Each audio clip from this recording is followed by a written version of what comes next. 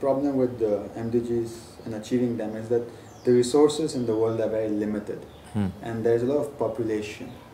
So with the amount of people which actually are there in the world and the amount of resources which are there, can the MDGs really be achievable? Cynically, I'd probably say no, because people are very selfish. And if you look at the disproportionate of wealth, I mean, it's extraordinary. I mean, for a country like Pakistan, 6% of the population own over 90% of the land. So you've got this incredible concentration of power, wealth, and influence in a tiny, tiny segment of society. What's going to make that society give up that wealth and that power? Very few people are capable of doing that. And yet, the long-term goal, yes, obviously you need a stable society. If you look at a country like Pakistan, which is a country I'm deeply fond of, I have huge affection, has got huge potential, but until you look at reform, until you look at land reform, redistribution of wealth, you'll never ever get a stable and flourishing society. Now, if I take the example of Pakistan, and then apply that to the globe. If you look at a wealth map, if you like, globally, then you'll see the concentrations of wealth, obviously in America, increasingly in China. India, interestingly, you know, hits a huge number of millionaires, crore patties. You're doing very well on that front. But there's a massive gap between that very rich elite. And it's a challenge that, as you know, the world has struggled with, is how do you actually measure out resources equitably and favourably? If everybody was a vegetarian, for example, there would be enough food to go around the world. So people tell me, and I'm not a vegetarian. You know, would I be willing to give up meat if I thought I could feed the world? I don't know. Possibly I'd like to say yes, but I'm sure I'd go off and have a sliced steak.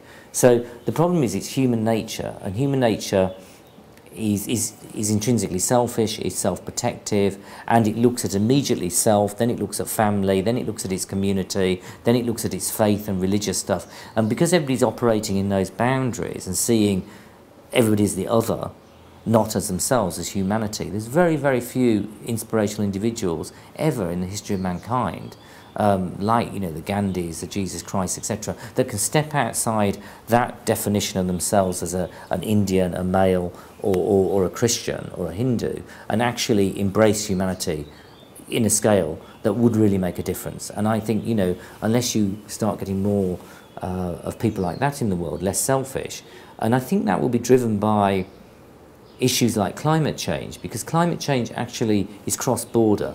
It doesn't confine itself to a country. You can't say that what I do here in India, if I do mass pollution and burn another 500 tons of coal, yes, it's going to affect Bangladesh.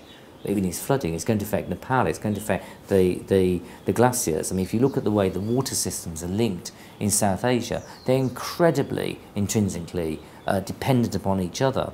So selfish action by one state, trying to hoard water or block it upstream, is actually going to affect another state. But in fact, an issue like climate change, as we see more dramatic monsoons or uneven monsoons, desertification, you know, huge cyclones. Earthquakes are not affected by climate change, that's a different factor. But as we see these humanitarian disasters happening on a scale, you realise that you cannot operate in isolation. You know, you can no longer be an individual or country and behave in a selfish and irresponsible manner, because actually it affects everybody in the world. What happens on one side of the world is going to have a big impact on the other. And I think that's where the change, where the knowledge, people start to accept and understand that their behaviour is going to affect others and ultimately themselves, then that's where change will take place, because you can no longer be selfish in a joined up world.